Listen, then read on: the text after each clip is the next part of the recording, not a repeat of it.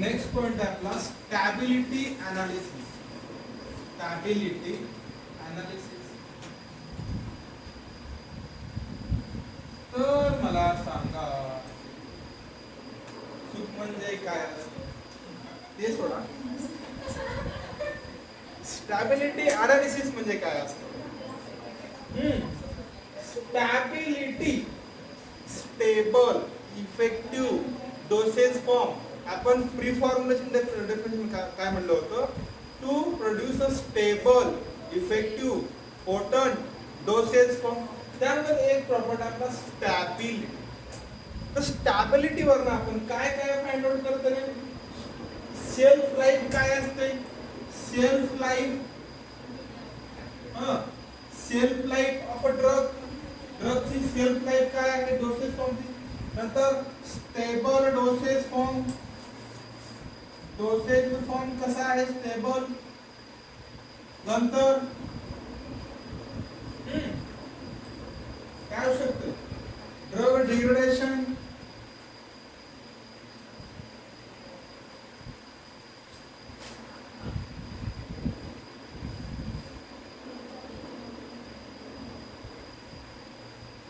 आणि याच्या suitable storage condition कोणत्या आहेत ते आपण बघतो.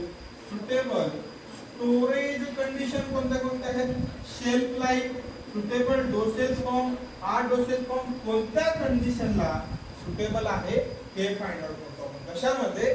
स्टॅबिलिटी अनालिसिस मध्ये. हे कसे? फर्स्ट क्वांटिटेटिव्ह एस्टिमेशन अनालिसिस आहे. It is a first quantitative estimation of analysis. हे पहिली आहे अनालिसिस करायची क्वांटिटेटिव्ह एस्टिमेशन साठी. समजते? डेफिनेशन लिहा स्टॅबिलिटी अनालिसिस ची. डेफिनेशन लिहा स्टॅबिलिटी अनालिसिस ची.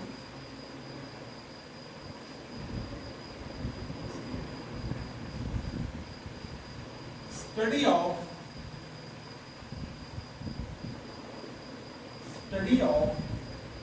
chemical stability of a drug. Study of chemical stability of a drug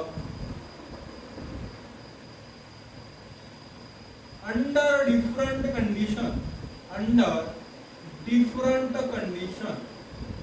म्हणजे वेगवेगळ्या कंडिशनला केमिकल स्टॅबिलिटी कशी आहे ड्रगची हे फाइंड आउट करणं का स्टॅबिलिटी अनालिसिस. समजतंय? यामध्ये स्टॅबिलिटी अनालिसिस मध्ये बेसिकली दोन टाइपच्या स्टॅबिलिटी आपण बघतो. त्यामध्ये एक आहे सोल्युशन स्टेट स्टॅबिलिटी आणि दुसरी आहे solid state stability. Solution state stability आणि दुसरी आहे आपली कोणती? Solid state stability. Solid state stability, solution state. या केस मध्ये काय होतं? जो काय तुमचा solid form of a drug आहे, solid form of a drug आहे तो सोल्युशन मध्ये dissolve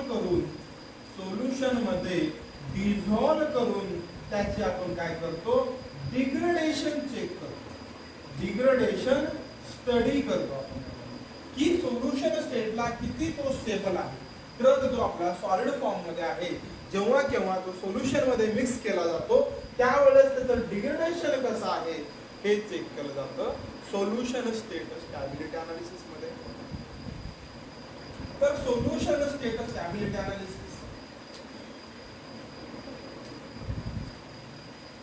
solution state stability analysis basically आपण कोणत्या टाइप मध्ये करतो आपण?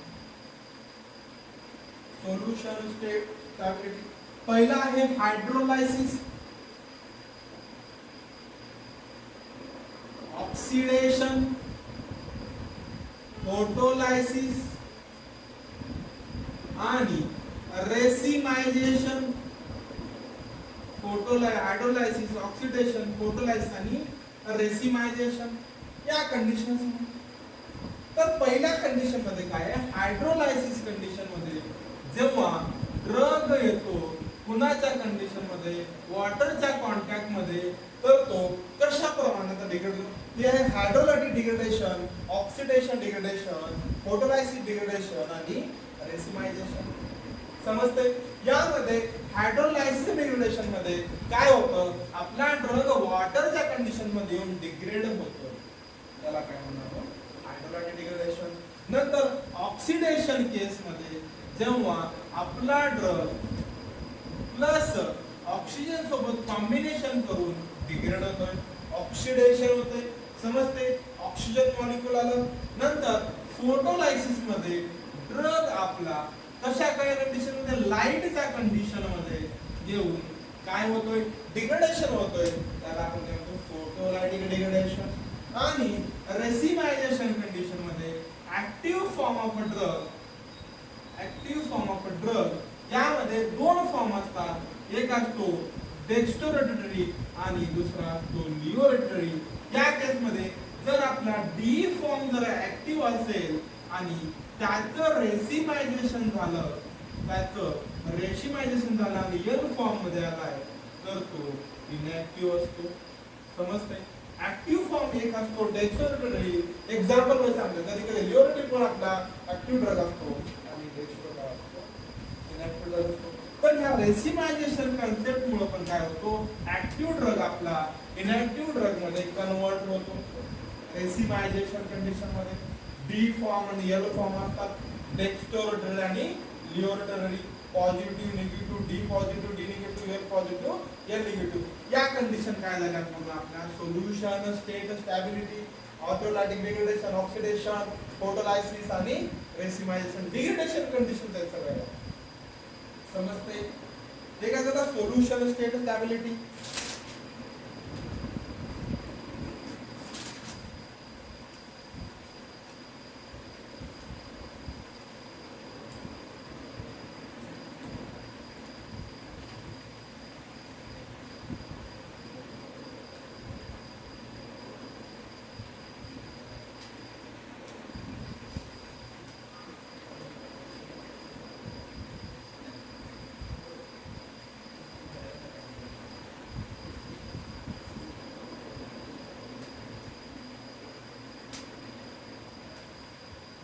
नंतर आपला solid state analysis. Solid state analysis मध्ये आपला सॉलिड फॉर्म जो ड्रग असतो, solid form of a drug चे आपण काय करतो, कंडिशन चेक करतो, स्टेबल किती आहे, इफेक्टिव्ह किती आहे. यामधनं सॉलिड फॉर्मचे आपण काय आयडेंटिफाय करतो, आयडेंटिफाय स्टोरेज कंडिशन, कोणत्या स्टोरेज कंडिशनला तो सुटेबल आहे. नंतर त्याच्यामध्ये आपण काय करतो, इंटरॅक्शन चेक करतो, interaction of drug with excipient, interaction of drug with excipient, त्यालाच काय म्हणतो आपण drug excipient compatibility study. Drug excipient compatibility study, drug excipient compatibility study. Solid फॉर्मचा आपण पहिल्या सुरू आयडेंटिफाय करतो स्टोरेज कंडिशन, कोणत्या स्टोरेज कंडिशनला तो सुटेबल आहे. तो जर कंडिशन वाढली तर तो डिग्रेड होईल, त्या कंडिशनला आपण स्टोरेज कंडिशन. नंतर त्याच्यामध्ये इंटरॅक्शन चेक करतो ड्रगचं एक्सिपियंट सोबत किंवा सिंपल ड्रग सोबत इंटरॅक्शन चेक करून आपण करतो ड्रग एक्सिपियंट कंपॅटिबिलिटी, इनकम्पॅटिबिलिटी स्टडी आपण यामध्ये करत असतो. तर कोणते कोणते फॅक्टर्स अफेक्टिंग आहेत ते लिहून घ्या. Factors affecting solid state factors affecting solid state analysis. पहिला आहे टेम्परेचर, लाइट, ह्युमिडिटी.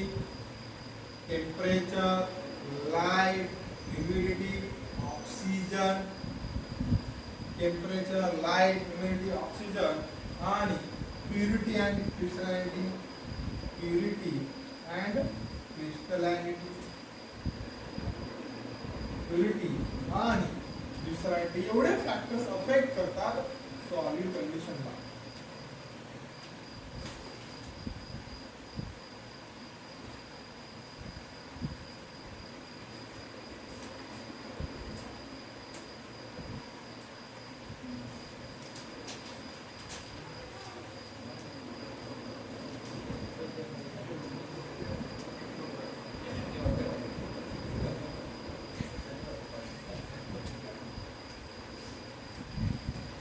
नंतर इन्फॉर्मेटिव्ह पार्ट आहे analytical techniques analytical techniques used for solid state study किंवा solid state stability सॉलिड स्टेटची स्टॅबिलिटी आपण अनालिसिस चेक करण्यासाठी कोणत्या कोणत्या अनालिटिकल टेक्निक्स आपण यूज करतो. पहिली आहे HPLC. HPLC चं फुल फॉर्म काय रे? HPLC full form high pressure और high performance liquid chromatography. HPLC मध्ये आपण काय चेक करतो? Chemical degradation of a drug check करतो. केमिकल डिग्रेडेशन चेक करतो आपण HPLC मध्ये. नंतर IR म्हणजे काय रे? Infrared spectroscopy. इन्फ्रारेड स्पेक्ट्रोस्कोपी यामध्ये आपण काय चेक करतो? पॉलिमॉर्फिझम चेक करतो. यामध्ये आपण पॉलिमॉर्फिझम चेक करतो. नंतर DSC डिफरन्शियल स्कॅनिंग कॅपॅसिटी यामध्ये क्रिस्टल चार्ज चेक करतो. क्रिस्टल चार्ज चेक करतो आपण यामध्ये. TLC आणि UV. TLC चा फुल काय रे? TLC आणि UV चा फुल काय? TLC चा फुल काय आहे? Thin layer chromatic. UV चा अल्ट्राव्हायोलेट किंवा UV विजिबल अल्ट्राव्हायोलेट. यामध्ये डिग्रेडेशन चेक करतो. कोणतं? डिग्रेडेशन प्रोडक्ट चेक करतो. डिग्रेडेशन चेक करतो. आणि reflectance spectroscopy. Reflectance spectroscopy. Reflectance spectroscopy यामध्ये सरफेस डिस्कलरेशन चेक करतो. रिफ्लेक्टन्स सरफेस डिस्कलरेशन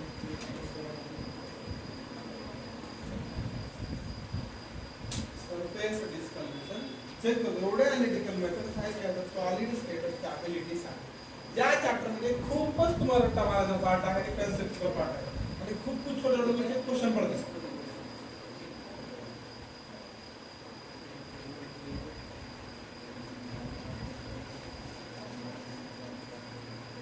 आणि सर्वात शेवटचा लिहा. शेवटचा अजून पॉइंट आहे का यामध्ये? शेवटची लिहा ड्रग एक्सिपिएंट कंपॅटिबिलिटी. ड्रग एक्सिपिएंट कंपॅटिबिलिटी त्यामध्ये डेफिनेशन लिहा. Study of a drug between study of interaction between drug and excipient. Study of interaction between drug and excipient.